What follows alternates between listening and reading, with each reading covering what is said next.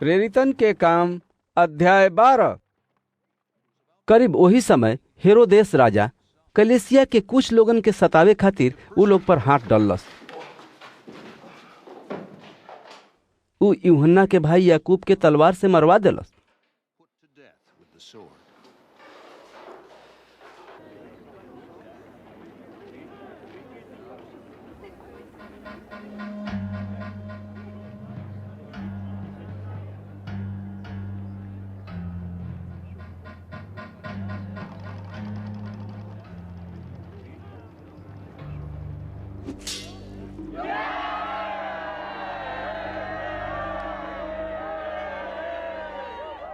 और जब वो देखलन कि यहूदी सब ए बात से खुश होताड़न स, तो वो पतरसों के पकड़ लेलन।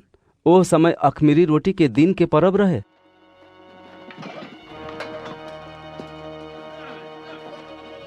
और वो पतरस के पकड़वा के जेल में डाल देलस और रखवाली खातिर 4-4 गो सिपाहियन के 4 गो पहरा में एह इच्छा से रखलस कि फसह के बाद उनकरा के लोगन के सामने ले आवल जाई। एह से जेल में पतरस के रखवाली होत रहे, पर कलीसिया उनकरा खातिर लौ लगा के परमेश्वर से प्रार्थना करत रहे। और जब हेरोदेस पतरस के बहरा लोगन के सामने ले आवे पर रहे, तब पतरस 2 गो सीकड़ से बांधल 2 गो सिपाहियन के बीच में सुतर रहलन और पहरुआ द्वार पर जेल के रखवाली करत रहलन सा। तो देखा जा, प्रभु के एगो स्वर्गदूत आके खड़ा भइल और वो जेल के कोठरी में अंजोर चमकल। वो पतरस के पसली पर हाथ मार के उनकरा के जगैलन और कहलन, उठ फुर्ती कर। और उनकरा हाथ से जंजीर खुल के गिर पड़ल।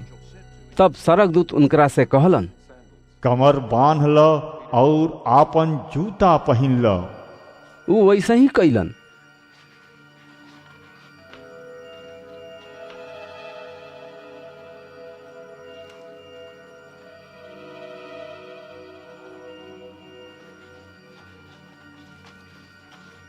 फिर वो उनकरा से कहलन कि आपन चोगा पहन के हमरा पीछे हो लो। पतरस निकल के उनकरा पीछे पीछे हो लेलन, पर उनकरा समझ में ई ना आवत रहे कि जौन कुछ स्वर्गदूत कर रहल बाड़न उ साँच ह, पर ई समझलन कि हम कोनो दर्शन देखत बानी। तब वो पहिलका और दूसरका पहरा से निकल के वो लोहा के फाटक पर अइलन जौन नगर के ओरी बा। वो उनकरा खातिर अपने से खुल गई और उ निकल के एगो गली से होके चल देहलन। इतने में स्वर्गदूत पतरस के छोड़ के चल गईलन।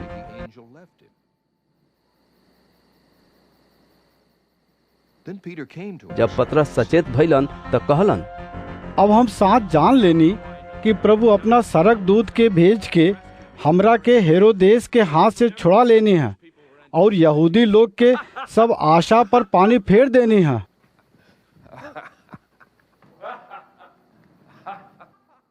और ई सोच के उ ओह यूहन्ना के जौन मरकुस का हाथ रहलन उनकरा महतारी मरियम के घरे अइलन। वहाँ ढेर लोग इकट्ठा होके प्रार्थना करत रहले।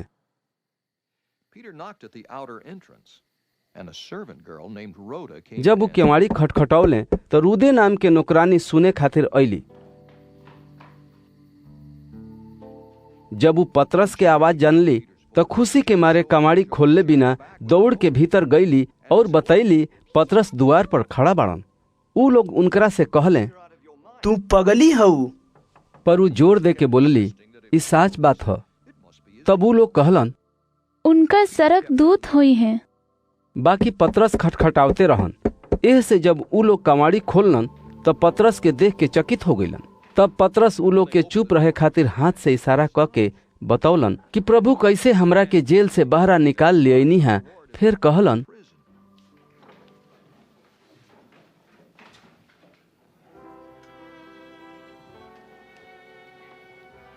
याकूब और भाई लोग के ई बात बता दे जा। तब निकल के दूसरा जगह चल गईलन।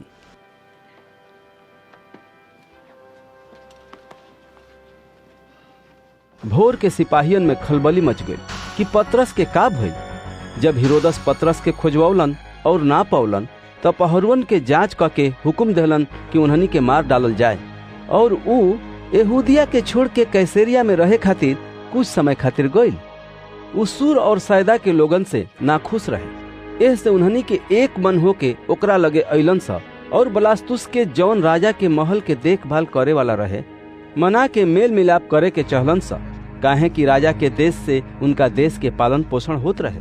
और एगो ठहरावल दिन के हेरोदस राजा राज वस्त्र कपड़ा पहन के सिंहासन पर बैठल और उन्हनी के भाषण देवे लगले और लोग कहे लगलन सा, आदमी के आवाज ना हो, बाकी परमेश्वर के आवाज हो।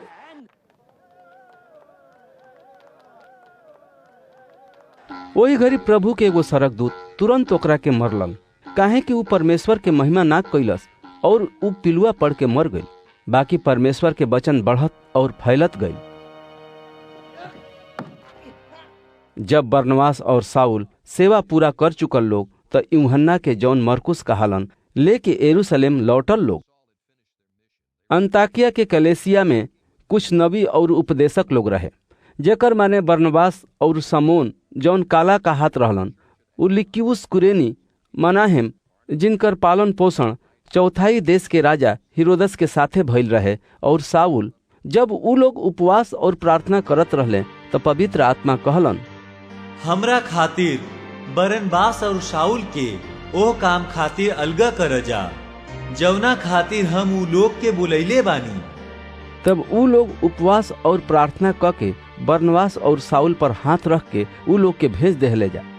ऐसे ऊ लोग पवित्र आत्मा के द्वारा भेजल गई सिलुकिया के गईले और वहां से जहाज पे चढ़ के कुप्रुस गईले और सलमीस में पहुंच के परमेश्वर के वचन यहूदी लोग के आराधनालय में सुनैले। यूहन्ना ऊ लोग के सेवा करत रहन।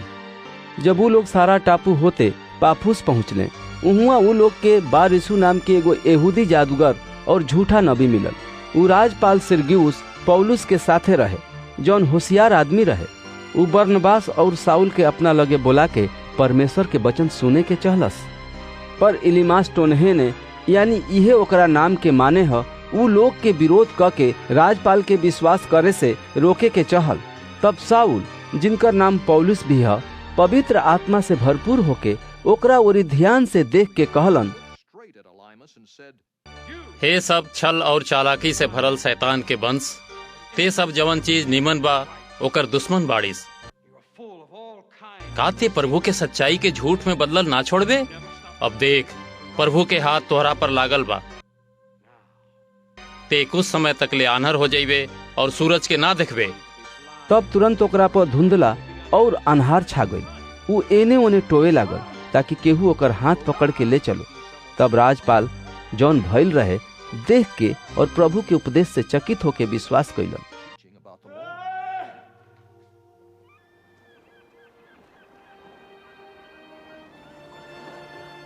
पौलुस और उनकर दोस्त पाफुस से जहाज से पंफुलिया के पिरगा में आइल लोग, और यूहन्ना जौन मरकुस का हाथ रहलन ऊ लोग के छोड़ के यरूशलेम लौट गईलन।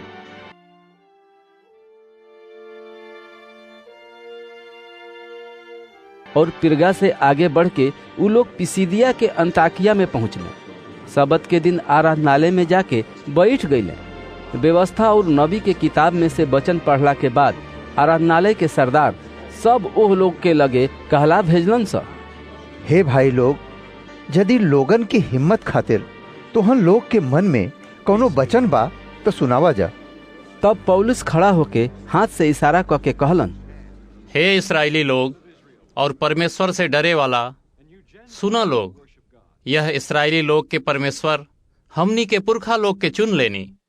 जब ई लोग मिस्र में परदेसी होके रहत रहले तो महान जाति बनौली और आपन शक्तिशाली हाथ से निकाल लियलिन, और करीब 40 साल तक ले वन में वो लोग के साथ रहली, और कनान देश के 7 जातियन के नाश करके उ लोग के देश करीब 450 साल में उ लोग के मिरास में दे देहनी। एकरा बाद उ सामुएल नबी तक ले उ लोग के न्यायी देहलन। एकरा बाद उ राजा के मांग कैले।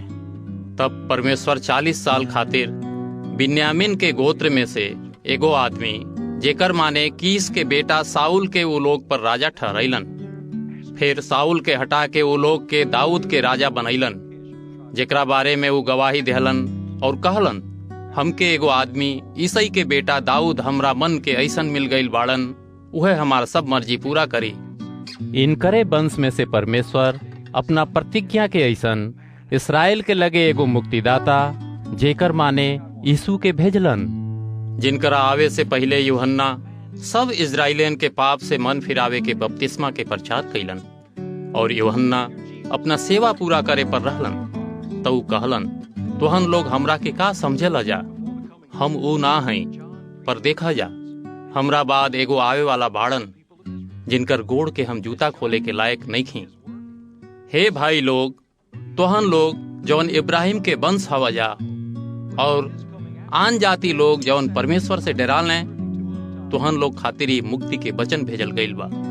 काहे कि यरूशलेम के रहे वालन और उन्हनी के सरदार सब उनकरा के ना पहचानलन सा, ना नबी लोग के सब बात समझलन सा जवन हर एक शब्द के पढ़ल जाला, और यीशु के दोषी ठहरा के नबी लोग के भविष्यवाणी के पूरा कैलन सा। उन्हनी के मार डाले के लायक उनकरा में कोनो दोष ना पैलन सा। तबहू पिलातुस से मांग कैलन सा कि वो मार डालल जास। और जब उन्हनी के उनकरा बारे में लिखल सब बात पूरा कैलन सा, तो उनकरा के क्रूस पर से उतार के कब्र में रखलन सा। पर परमेश्वर उनकरा के मरला में से जियई नी, और ऊ लोग के जे उनकरा साथे गलील से यरूशलेम आइल रहले, ढेर दिन तक ले ऊ लोग पर प्रगट भइल करत रहली, और लोगन के सामने अब उहे लोग गवाह बाड़न।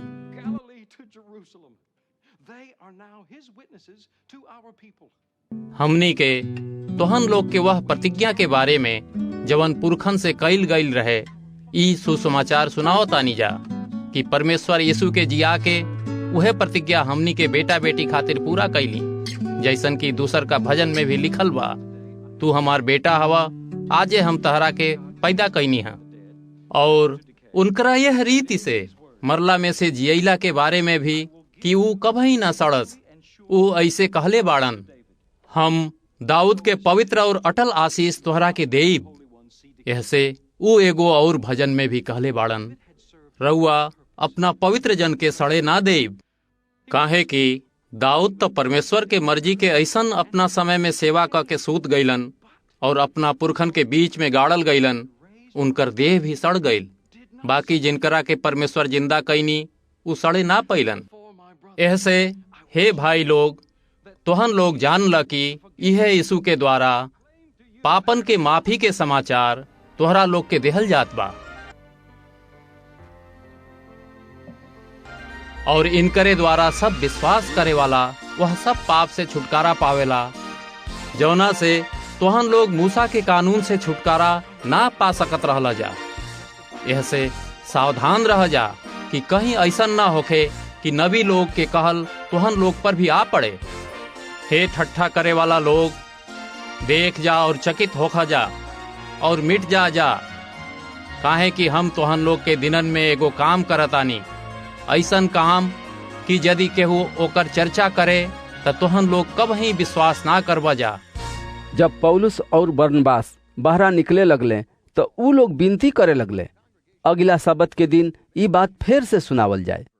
जब उपासना खत्म हो गई तो ढेर यहूदी और यहूदी मत में से आयल भक्त में से ढेर लोग पौलुस और बरनबास के पीछे चल पड़ले, और ऊ लोग विनती क के समझैले कि परमेश्वर के अनुग्रह में बनल रहा जा। अगला सब्त के दिन नगर के अधिकतर लोग परमेश्वर के वचन सुने खातिर अइले, पर यहूदी भीड़ के देख के डाह से भर गईलन सा और निंदा करत पौलुस के बात के विरोध में बोले लगलन सा। बाकी पौलुस और बरनबास निडर होके कहलन जा, जरूरी रहे कि परमेश्वर के वचन पहले तोहनी के सुनावल जाई, पर ऐसे कि तोहनी के ओकरा के नकारा ताड़ा सा और अपना के हमेशा के जिंदगी के लायक नहीं खसा ठहरावत।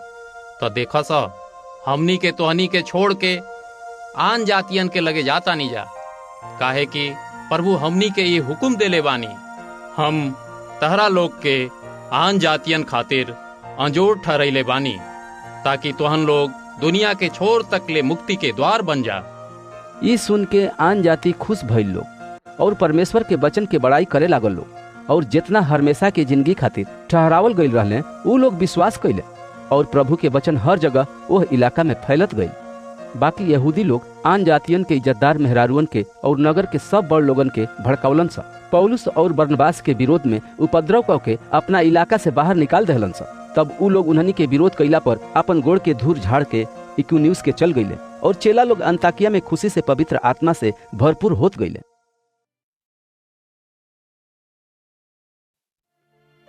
इकुनियुम में ऐसा नहीं भइल कि पौलुस और बरनबास यहूदी लोग के आराधनालय में साथे साथे गईले। उ लोग ऐसा तरीका से बात कैले कि यहूदियन और यूनानियन दोनों में से ढेर लोग विश्वास कैले।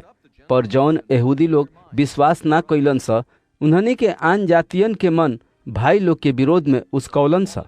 ऐसे प्रेरित लोग वहाँ ढेर दिन तक ले रहले और प्रभु पर भरोसा रख के हिम्मत से प्रचार करत रहले। प्रभु उ लोग के हाथ से चिन्ह और अद्भुत काम करके अपना वचन के गवाही देत रही। पर नगर के लोगन में फूट पड़ गई, जवना से कुछ तो यहूदी लोग के पक्ष में और कुछ प्रेरित लोग के पक्ष में हो गई। पर जब आन जाति और यहूदी अपना सरदारन के साथे उ लोग के बेइज्जत करे खातिर और पत्थल से मारे खातिर कोशिश कैलन सा, तब प्रेरित लोग ई बात के जान गईले और लुकावनिया के लुस्त्रा और दिरबे के नगरन में अगल बगल के राज में भाग गईले और उहाँ सुसमाचार सुनावे लगले। लुस्त्रा में एगो आदमी बैठल रहे, जवना के गोड़ लकवा के मारल रहे। उ जन्मे से लंगड़ रहे और कबही ना चलल रहे।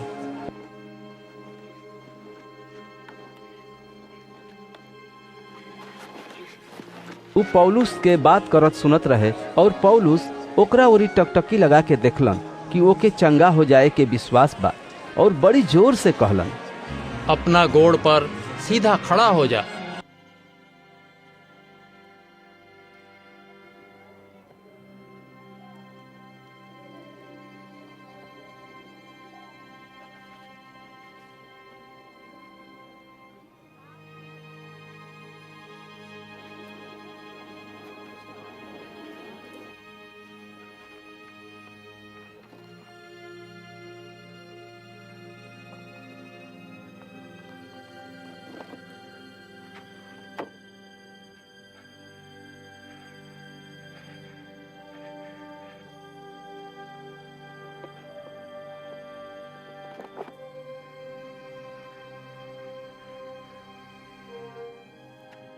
तब उ उछल के चले फिरे लागल।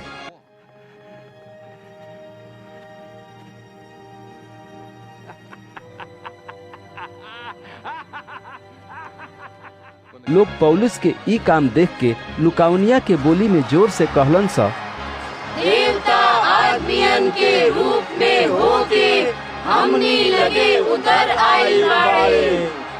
और उन्हनी के बरनबास के ज्यूस और पौलुस के हिरमेस कहलन सा, काहे कि पौलुस बात करे में मुख रहलन।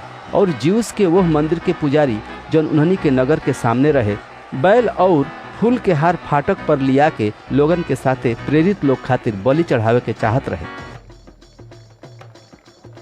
बाकी बरनबास पौलुस प्रेरित लोग जब ई सुन लें तो आपन कपड़ा फाड़ लें और भीड़ के बीच में दौड़ के गईले और जोर से चिल्ला के कहलन जा, हे लोगन, तोहन लोग ई सब का करताड़ा जा?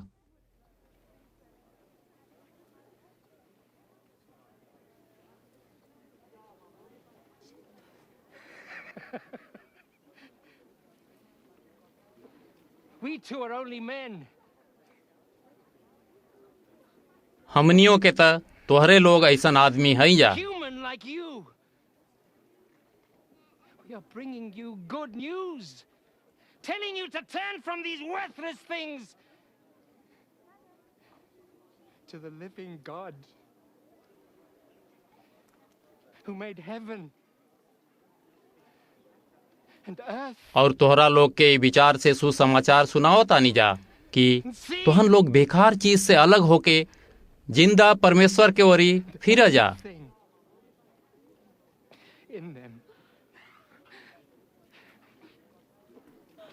जे सरग और धरती के समुंदर और जवन कुछ ओमे बा बनौलन, ऊ बीतल युग में सब जातियन के आपन आपन रास्ता पर चले देहलन।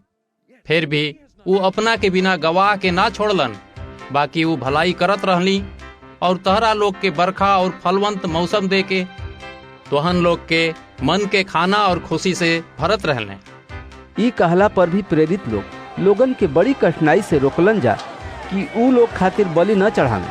कुछ यहूदी अंताकिया और इकुनियुम से आके लोगन के अपना पक्ष में क लेहलन सा।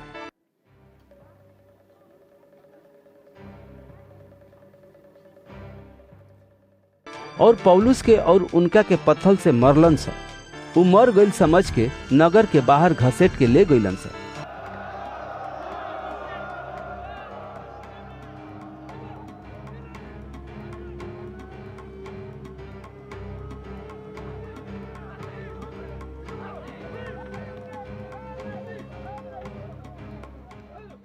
पर जब चेला लोग उनकरा चारू ओर आके खड़ा भइले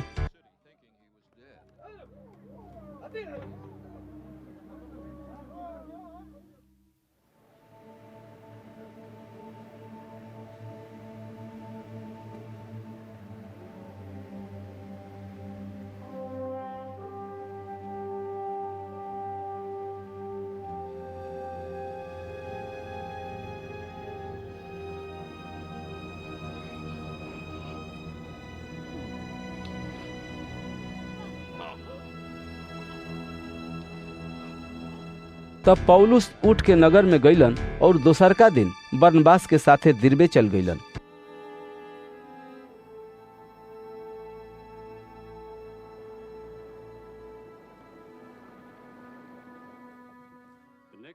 पौलुस और बरनबास नगर के लोगन के सुसमाचार सुना के और ढेर चेला बना के लुस्त्रा, इकुनियुम और अंताकिया के लौट गईले और चेला लोग के मन के स्थिर करत रहले, विश्वास में बनल रहे खातिर हिम्मत देत रहले।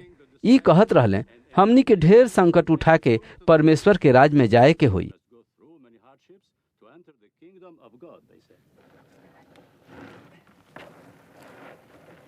उ लोग हरेक कलिसिया में उन्हनी लोग खातिर पुरनिया ठहरैलन लोग और भूखले प्रार्थना कैले जाके प्रभु के हाथ में सौंप देलन लोग, जिनकरा पर उ लोग विश्वास कैले रहले।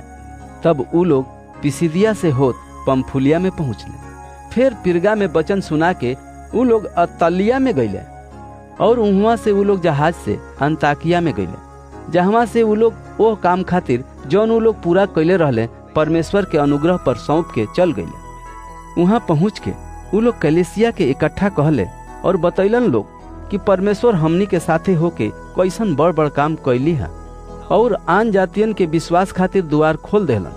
और उ लोग चेलन के साथे ढेर दिन तक ले रहले।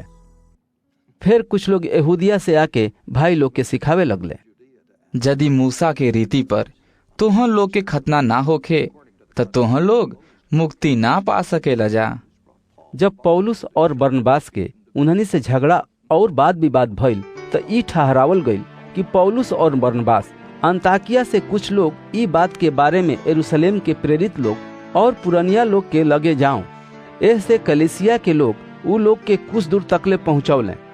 उ लोग फिनीके और सामरिया से होत आन जातियन के मन फिरावे के समाचार सुनावत गईले और सब भाई लोग के ढेर खुशी पहुँचौले। जब यरूशलेम में पहुँचले तो कलीसिया और प्रेरित पुरनिया उ लोग के खुशी के साथ मिलने। उ लोग बतौलन कि परमेश्वर उ लोग के साथे होके कैसन कैसन काम कैले रहन।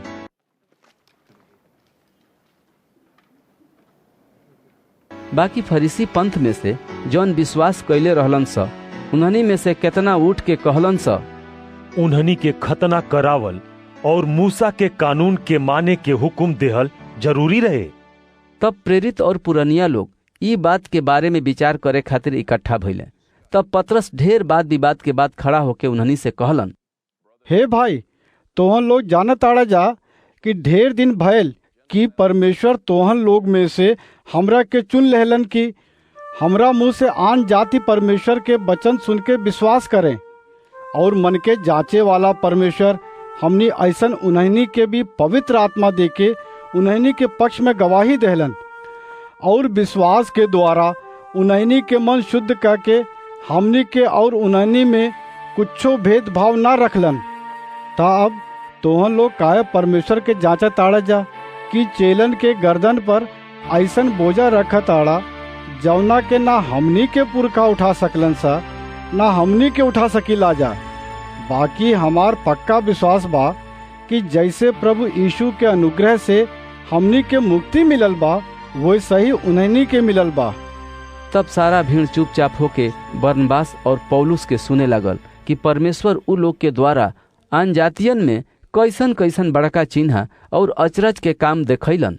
जब वो चुप हो गईले तो याकूब कहे लगलन, हे भाई लोग, हमार सुना जा। शमौन बतौलन कि परमेश्वर ढेर दिन पहले आन जातियन पर कैसन कृपा दृष्टि कैलन कि ओही में से अपने नाम खातिर एगो बनावल जा। ई बात से नबी लोग के बात मिलेला जैसन की लिखल बा। एकरा बाद हम फेर आके दाऊद के गिरल डेरा के उठाइब और खंडहर के फेर बसाइब, ओकरा के खड़ा करब। ऐसे बचल आदमी जेकर मान सब आन जाति जवन हमरा नाम से कहालन सा प्रभु के खोजा सा। ई उहे प्रभु कहताड़न जे दुनिया के पैदाइश से ई बात के समाचार देत आइल बाड़न। ऐसे हमार विचार ई बा कि आन जातियन में से जवन लोग परमेश्वर की ओरी लौटता हमनी के उन्हनी के दुख ना दे जा, बाकी उन्हनी के लिख भेजे के कि ऊ लोग के मूर्ति के अशुद्धता, व्यभिचार, गर्दन दबा के मुआवल पशु के मांस से और खून से दूर रहले। काहे कि पुरनका समय से नगर नगर मूसा के कानून के प्रचार करे वाला हो चलाइल बाड़े और ऊ हर सबत के दिन आराधनालय में पढ़ल जाला। तब सारा कलेसिया के साथे प्रेरित लोग और पुरनिया लोग के ठीक से जान पड़ल कि अपना में से कुछ आदमी के चुनल जाओ, जेकर माने यहूदा के जौन बरसब्बा का हाथ रहलन और सिलास के जौन भाई लोग में मुखिया रहलन। उ लोग के पौलुस और बरनबास के साथे अंताकिया भेजले और उनकरा हाथे ई चिट्ठी भेजले, अंताकिया, सूरिया और किलकिया के रहे वालन भाई लोग के जवन अनजातियन में से बाड़न, प्रेरित लोग, पुरनिया भाई लोग का नमस्कार। जब से हमनी के सुनेले बानी जा कि हमनी में से कुछ उहुआ जाके तुहन लोग के अपना बात से घबरा देले बाड़न सा और तुहन लोग के मन के उलट देले बाड़न सा, उन्हनी के हमनी के ना भेजले रहली जा। ऐसे हमनी के एक मन होके ठीक समझ ली जा कि चुनल अपना प्यारा बरनबास और पौलुस के साथे कुछ आदमी के चुन के तहारा लगे भेजी सा। ई लोग ऐसन आदमी है लोग जे आपन प्राण हमनी के प्रभु यीशु मसीह के नाम खातिर खतरा में डललें। ऐसे हमनी के यहूदा और सिलास के भेजले बानी जा, जे खुद अपना मुंह से ई सब बात के समाचार दिए। काहे के पवित्र आत्मा के और हमनी के ई ठीक जान पड़ल कि ई जरूरी बात के छोड़ के तोहन लोग पर बोझा ना डाली जा कि तोहन लोग मूर्ति के बलि चढ़ावल गयल चीज से और खून से, गर्दन के दबा के मुआवल मांस से और व्यभिचार से दूर रहा लो। ए सब से बचल रहा लो ता तोहन लोग के भला होई। शेष शुभ। फिर उ लोग विदा होके अंताकिया में गईले और उहुआ के सभा के बुला के उ लोग के चिट्ठी दे देहलन लोग। जब उ लोग चिट्ठी पढ़ चुकले तो ओसे हिम्मत पाके बहुत खुश भइले और यहूदा और सिलास भी जौन खुद नबी रहले ढेर बात से भाई लोग के उपदेश दे के स्थिर कैलन जा। कुछ दिन उहुआ रहला के बाद भाई लोग शांति के साथ विदा भइले कि अपना भेजे वालन के लगे जाओ लो। बाकी सिलास के उहुआ रहल निमन लागल। पौलुस और बरनबास भी अंताकिया में रह गईले। ढेर लोगन के साथे उ लोग भी प्रभु के वचन के उपदेश देत और प्रचार करत रहले। कुछ दिन बाद पौलुस बरनबास से कहलन, जौना जौना नगर में हमनी के प्रभु के वचन सुनौले रहनी जा, आवा वहाँ चल के भाई लोग के देखल जाओ कि उ लोग कैसे बाड़े। तब बरनबास अपना साथे मरकुस कहाए वाला यूहन्ना के भी ले जाए के विचार कैलन। पर पौलुस ई बात पर अड़ल रहले कि हम ओह आदमी के जौन पंफुलिया से हमार साथ छोड़ देले रहे और हमरा साथे काम पर ना गइल रहे अपना साथे ना ले जाई। एह पर उ लोग के बीच में ऐसन बड़का मतभेद भइल कि उ लोग एक दूसरा से अलगा हो गइले और बरनबास मरकुस के लेके जहाज से कुप्रुस चल गइलन। बाकी पौलुस सिलास के चुन लेहलन और भाई लोग द्वारा प्रभु के अनुग्रह में सौंपल गइलन। उ वहां से चल देहलन और सीरिया और किलिकिया होत गइलन और कलिसियन के स्थिर करत रहलन।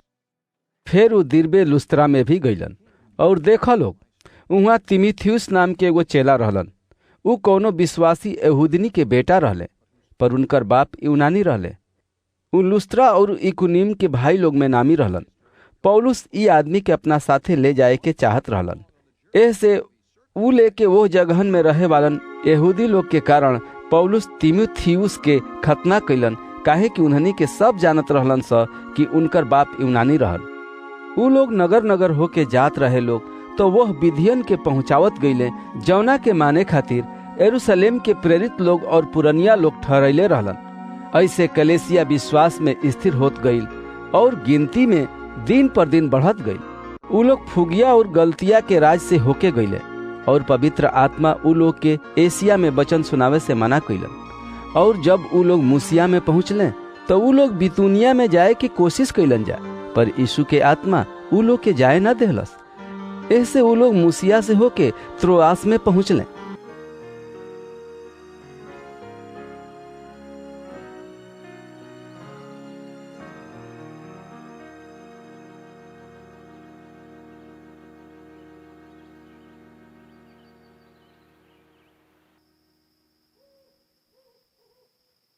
और पौलुस रात में एगो दर्शन देखलन कि एगो मकीदुनी आदमी खड़ा भइल उनकरा से विनती क के कहता, पार उतर के मकीदुनिया में आव और हमनी के मदद कर।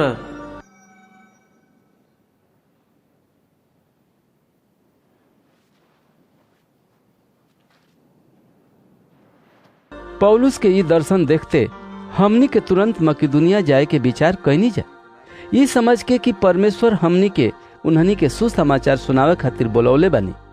ऐसे त्रोयास छोड़ के हमनी के जहाज से सीधे सुमात्रा तक गईनी जा और दोसरका दिन नियापुलिस में, वहां से हमनी के फिलिपी में पहुंचनी जा, जौन मकीदुनिया राज के मुख्य नगर और रोमी के बस्ती है। और हमनी के वह नगर में कुछ दिन तक ले रहली जा। सबत के दिन हमनी के नगर के फाटक के बाहर नदी के किनारे ई समझ के गईनी जा कि वहाँ प्रार्थना करे के जगह हुई, और बैठ के वह मेहरारुअन से जौन इकट्ठा भइल रही लोग बात करे लगली जा। और लुदिया नाम के एगो थुआथिरा नगर के बैजनी कपड़ा बेचे वाली भक्तिन मेहरारू सुनत रही, और प्रभु उनकरा मन के खोलन ताकि पौलुस के बात पर मन लगावस। और जब ऊ अपना घराना समेत बपतिस्मा लेहली तो ऊ विनती हमनी से कैली, यदि रउआ लोग हमरा के प्रभु के विश्वासनी समझत आनी जा तो चल के हमरा घर में रुकी जा। और हमनी के ऊ मना के ले गईली। जब हमनी के प्रार्थना करे के जगह जात रहली जा तो हमनी के एगो गुलाम लड़की मिलल जौना में भविष्य बतावे वाली आत्मा रहे, और भविष्य बतौला से अपना मालिक खातिर ढेर रुपया कमा लियावत रहे। ऊ पौलुस के और हमनी के पीछे आके चिल्लाए लागल, ये आदमी परमेश्वर के दास है जा, जौन हमनी के मुक्ति के रास्ता के खबर सुनावत ताड़न जा।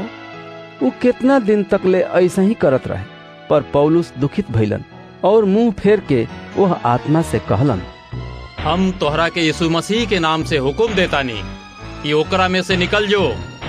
और ऊ वही घड़ी निकल गई।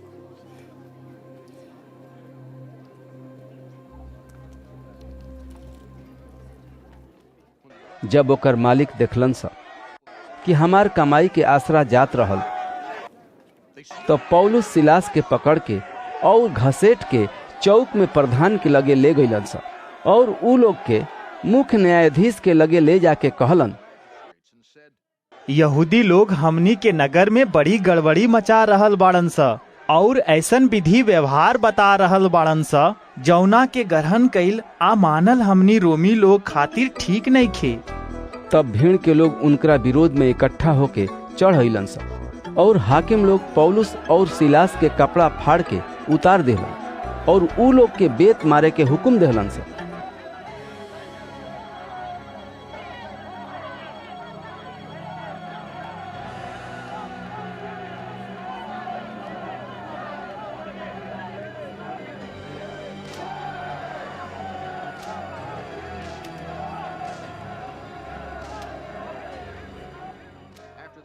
और ढेर बेत लगवा के ऊ लोग के जेल में डाल देहलन सा, और दरोगा के हुक्म देहलन सा कि ऊ लोग के कड़ा पहरा में रखे के।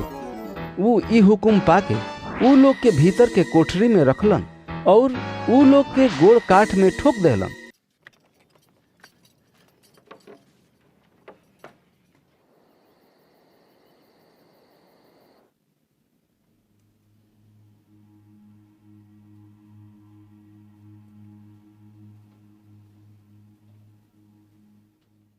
आधा रात के करीब पौलुस और सिलास प्रार्थना करत परमेश्वर के भजन गावत रहे लोग और कैदी उ लोग के सुनत रहलन सब कि इतने में बड़का भूकंप भइल। यहाँ तकले की जेल के नेव हिल गई और तुरंत द्वार खुल गई और सब केहू के बेड़ी खुल गई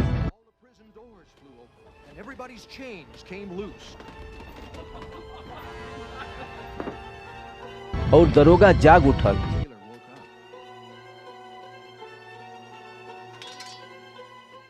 जेल के द्वार खुलल देख के समझलस कि कैदी भाग गइलन सब। एह से उ तलवार खींच के अपना के मार डाले के चाहलस,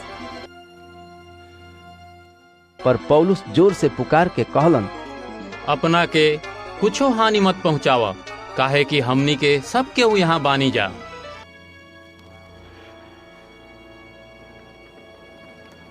तब दरोगा दिया मंगवा के भीतर तेजी से गइलन और कांपत पौलुस और सिलास के आगे गिर पड़लन।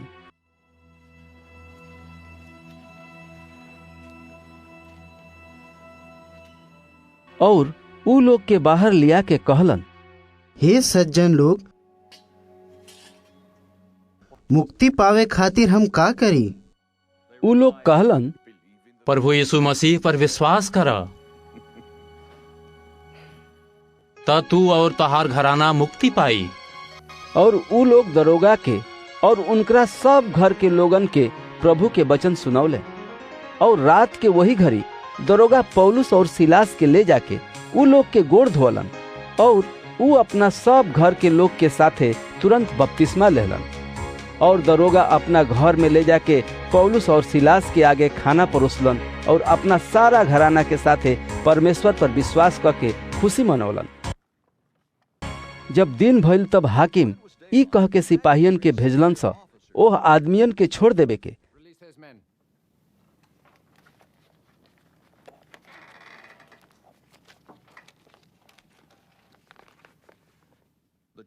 तब जेल के दरोगा आके ई बात पौलुस से कहलन, हाकिम तोहन लोग के छोड़ देवे खातिर हुकुम भेजले बाड़न, ऐसे अब निकल के कुशल से चल जा लोग।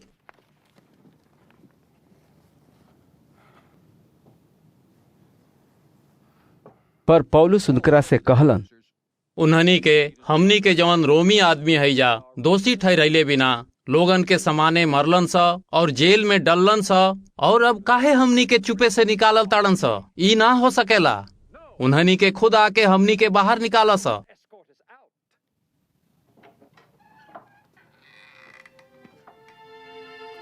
सिपाही जाके ई बात हाकिम लोग से कह देलन सा। और उन्हनी के ई बात सुन के कि उन्हनिये के रोमी हवन सा डरा गइलन सा।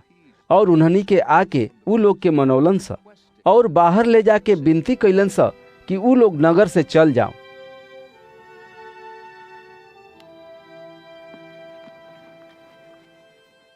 पौलुस और सिलास जेल से निकल के लुदिया के घरे गइले और भाई लोग से भेंट करके उ लोग के हिम्मत देहलन जा और चल गइले। फिर उ लोग अम्फीपुलिस और अपुलोनिया होके थिस्सलुनीके में आई लोग, जहाँ यहूदी लोग के एगो आराधनालय रहे। और पौलुस अपना रीति के ऐसन उ लोग के लगे गइलन और 3 सबत के दिन पवित्र शास्त्र से उन्हनी के साथे बात विवाद कैलन और ओकर माने खोल खोल के समझावत रहलन मसीहा के दुख उठावल और मरला में से जी उठल जरूरी रहे। यह यीशु जिनकरा बारे में हम तोहन लोग के सामने प्रचार करतानी मसीहा हवन। उन्हनी में से कुछ लोग विश्वास कैलन और भक्त यूनानियन में से ढेर लोग और ढेर इज्जतदार मेहरारुअन के साथे उ लोग पौलुस सिलास के साथे मिल गईले। बाकी यहूदी लोग डाह से भर के बाजारू लोग में से कुछ बदमाशन के अपना साथे लहलन सा। भीड़ लगा के नगर में हला मचावे लगलन सा और यासोन के घर पर चढ़ाई करके पौलुस और सिलास के लोगन के सामने लियावे के चहलन सा।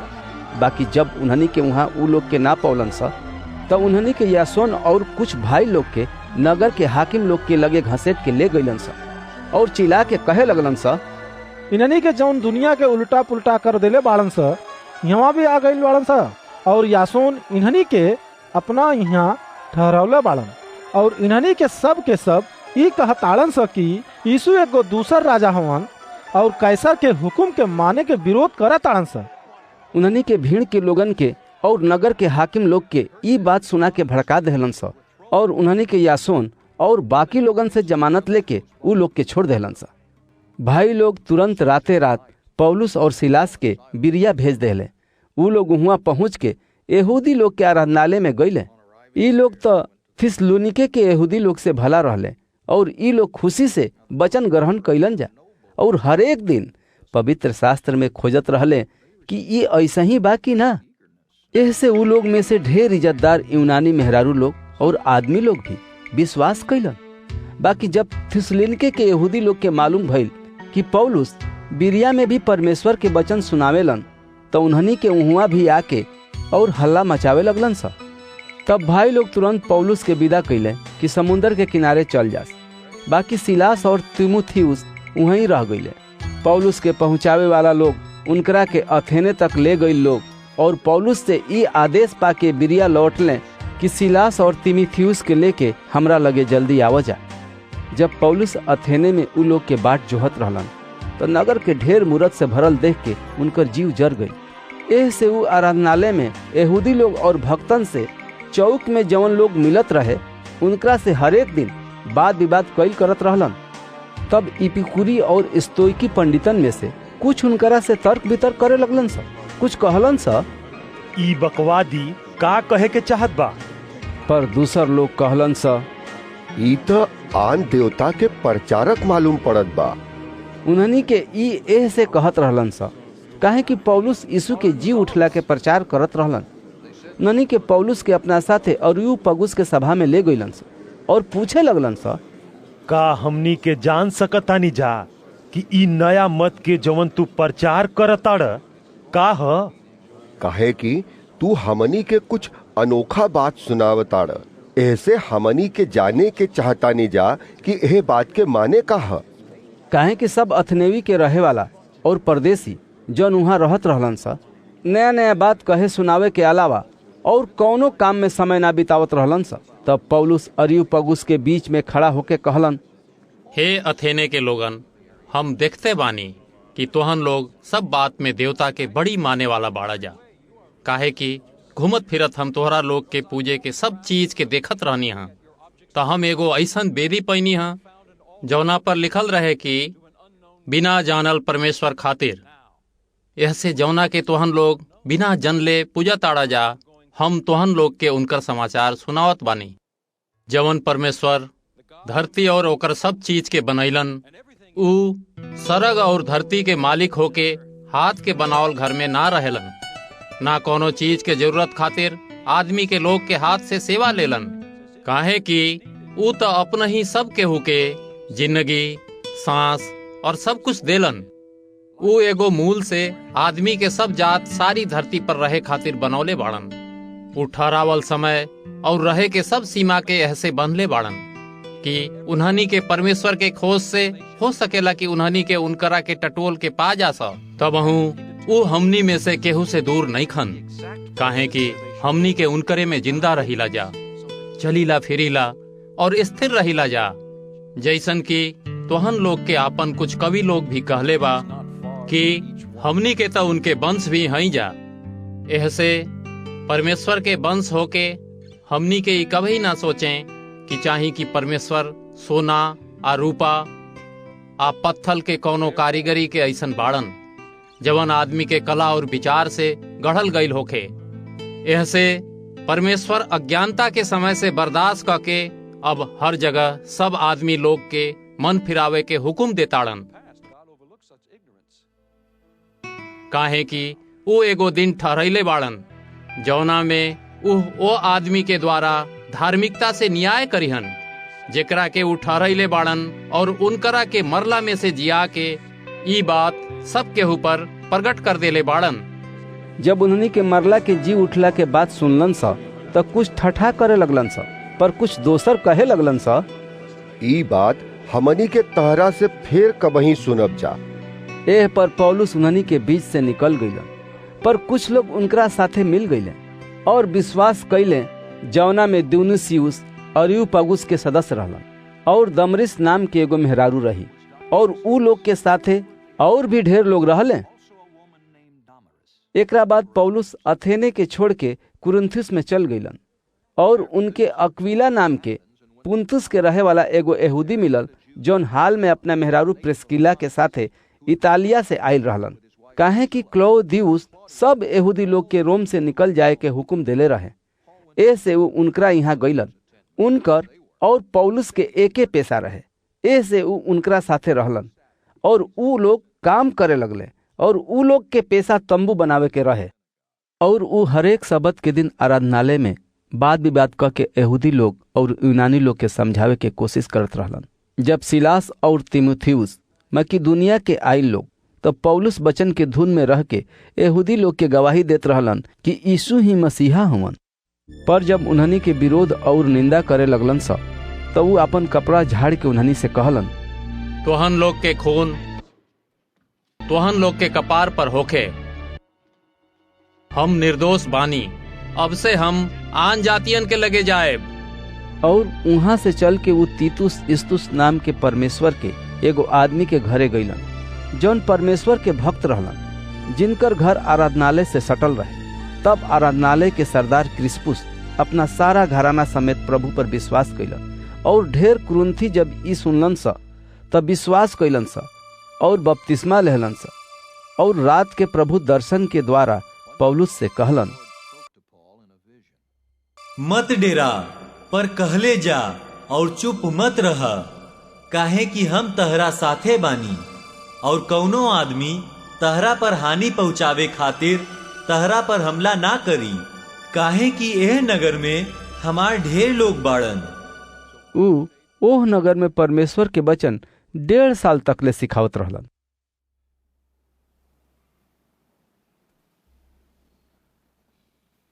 जब गल्लियो अखाया के राजपाल रहलन तो यहूदी एक होके पौलुस के विरोध में उठ खड़ा भइलन सा और उनकरा के न्याय आसन के सामने लिया के कहे लगलन सा, ई आदमी कानून के उल्टा परमेश्वर के उपासना करे खातिर लोगन के भड़कावता। जब पौलुस बोलही पर रहलन तो गल्लियो यहूदी लोग से कहलन,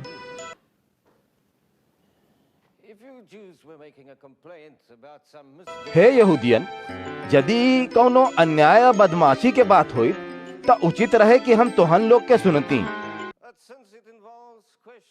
काहे कि वाद विवाद शब्द नाम तोहन लोग के कानून के बारे में बा, तो तू ही लोग अपना से न्याय कर लो।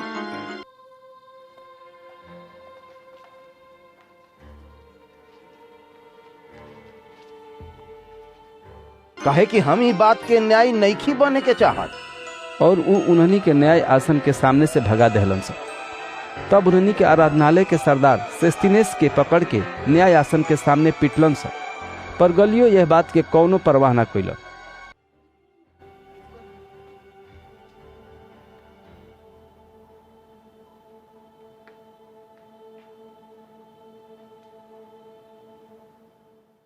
एह से पौलुस ढेर दिन तक ले उहुआ रहलन।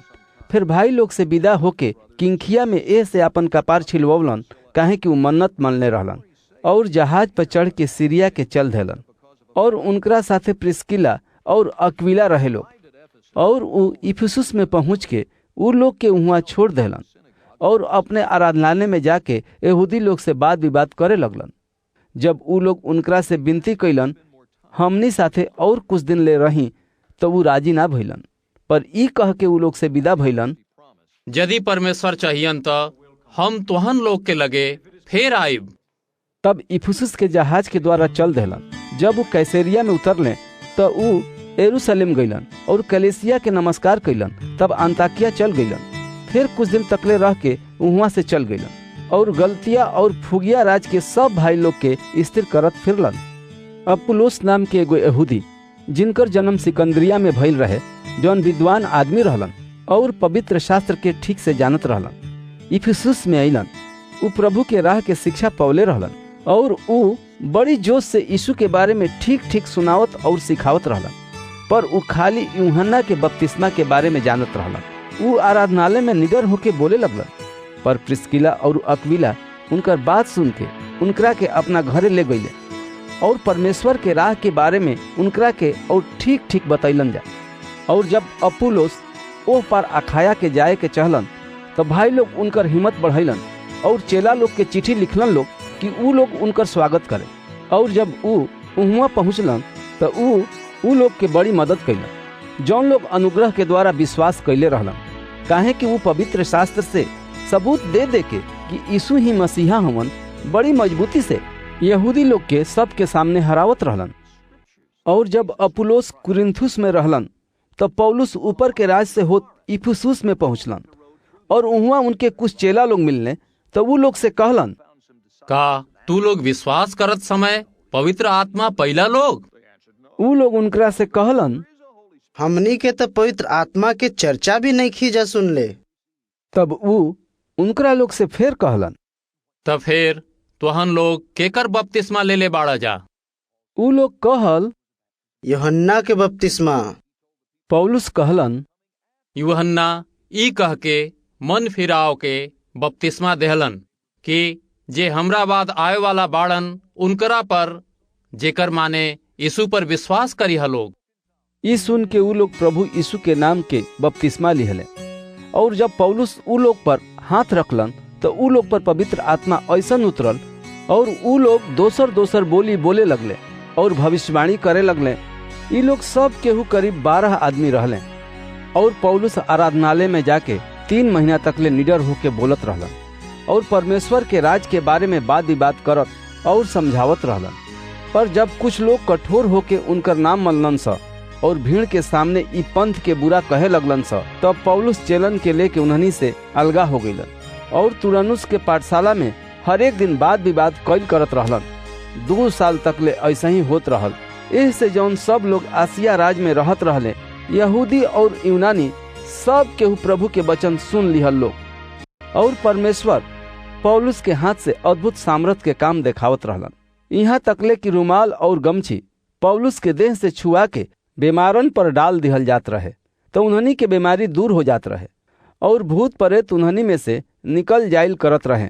पर कुछ यहूदी जौन झाड़ फूंक करत रहलन सा, उन्हनी के भूत प्रेत से सतावल लोगन पर हाथ रख के प्रभु यीशु के नाम से ई कहे लगलन सा, जब ना यीशु के पौलुस प्रचार करत अड़न हम तोहनी के उनकरे क्रिया देतानी।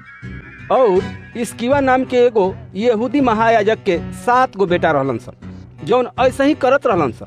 पर भूत प्रेत उन्हनी से जवाब देहलन सा, हमनी के यीशु के जाना तानी जा और पौलुसो के चिन्ही ला जा और तोहनी के कौन हवा सा। पर जौना में भूत प्रेत रहे उन्हनी पर लपक के उन्हनी के बस में क के उन्हनी पर ऐसन हमला कैलन सा कि उन्हनी के लंगड़ और घायल होके वो घर से बाहर निकल के भाग गईलन सा। और ई बात इफिसुस के सब रहे वालन यहूदी और यूनानी के मालूम हो गई। वो सब के ऊपर डर छा गई और प्रभु यीशु के नाम के बड़ाई भई। और जौन लोग विश्वास कैले रहे वो लोग में से ढेर आके अपना अपना काम के मान लिहले और ऊ लोग के प्रगट कर देहलन। और जादू टोना करे वालन में ढेर आपन आपन पोथी पत्रा इकट्ठा क के सब के सामने जरा देहलन सा। और जब ओकर दाम जोड़ल गई तो 50,000 चांदी के सिक्का के बराबर निकलल। ऐसे प्रभु के वचन सामर्थ से फैलत गई और बढ़त गई। जब ये सब बात हो चुकल तो पौलुस आत्मा में ठनलन कि मकिदुनिया और अखाया से होके यरूशलेम जाई। कहलन, वहाँ हमरा गईला के बाद रोम के भी देखल जरूरी बा। ऐसे अपना सेवा करे वालन में से तीमुथियुस और इरास्तुस के मकिदुनिया में भेज के अपने कुछ दिन आसिया में रह गईलन। ओ समय ई पंथ के बारे में बड़ा हल्ला भइल, काहे कि देमेत्रियुस नाम के एगो सोनार अरितिमिस के चांदी के मंदिर बनवा के कारीगरन खातिर बहुत काम दियावल करत रहे। वो उन्हनी के और ऐसन काम करे वालन कारीगरन के इकट्ठा क के कहलस, हे भाई लोग, तोहन लोग जानत ताड़ा जा कि ई काम से हमनी के कितना धन मिलता और तोहन लोग देखा ताड़ा जा और सुना ताड़ा जा कि ना खाली इफिसुस में पर करीब पूरा आसिया में ई पौलुस ढेर लोगन के समझा बुझा के और ई कह के बहकौले बा कि जवन हाथ के बनावल देवी देवता बाड़न सा उ ईश्वर ना हवन सा। Not only that our trade will lose its good name, और अब खाली यही बात के डर नहीं खे कि हमनी के ई धंधा चौपट हो जाई, पर इहो की महान देवी अरतिमिस के मंदिर के नीच समझल जाई और जौना के सारा आसिया और दुनिया पूजता ओकर बड़प्पन खत्म हो जाई। उन्हनी के ई सुन के क्रोध से भर गईलन सा और चिल्ला चिल्ला के कहे लगलन सा, इफिसियन के देवी अरतिमिस महान है। और सारा नगर में बड़ हल्ला मच गई और लोग गयुस और अरिस्तर्खुस मकिदुनियन के जौन पौलुस के साथे यात्रा करत रहले पकड़ लेलन सा और घसेट के उन्हनी के एक साथे दौड़ के रंगशाला में ले गईलन सा। जब पौलुस लोगन के लगे भीतर जाए के चहलन तो चेला लोग उनकरा के जाए न देहलन और आसिया के कुछ अधिकारी लोग भी जौन पौलुस के दोस्त रहले उनकरा लगे कहला भेजलन लोग और विनती कैलन लोग कि रंगशाला में जाके खतरा मत उठाई है। ऐसे कोनो कुछ चिलैलन सा और दोसर कोनो कुछ चिलैलन सा, काहे कि सभा में बड़ गड़बड़ी मचल रहे। ढेर लोग तो इहो ना जानत रहे कि हमनी के काहे खातिर इकट्ठा भइल बानी जा।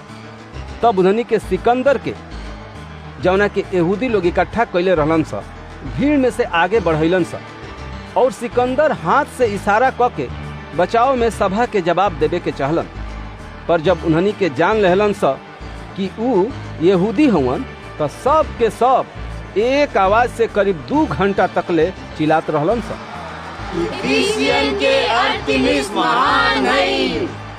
तब नगर के मंत्री लोगन के शांत क के कहलन, हे इफिसुस के लोग के नइखे जानत कि इफिसुस के ई नगर महान देवी अरतिमिस के मंदिर और आसमान से गिरल मूर्ति के बचावे वाला है। ऐसे जब कि ई बात के केहू बदल ना सकेला तो उचित बा कि तू लोग चुप रह जा और बिना सोचले विचरले कुछ मत करा जा, काहे कि तोहन लोग ई आदमी लोग के लियाइल बाड़ा जा जवन की ना मंदिर के लूटे वाला हवे और ना हमने के देवी के निंदा करे वाला हई जा। यह देमेत्रियुस और उनकर दोस्त कारीगरन के केहू से शिकायत होखे त कचहरी खुलल बा, हाकिम भी बा लोग, उ लोग एक दूसरा पर नालिश करे। पर यदि तोहन लोग कौनो और बात के बारे में पूछे के चाहत आड़ा जा त ठीक सभा में फैसला कइल जाई, काहे कि आज के दंगा के कारण हमनी पर दोष लगावे जाए के डर बा, काहे कि एकर होखे के कौनो कारण नहीं खे। ऐसे हमनी के ई भीड़ के जमा होके के कौनो जवाब ना दे सकब जा। और ई कह के उन्हनी के सभा के खत्म कर देहलन।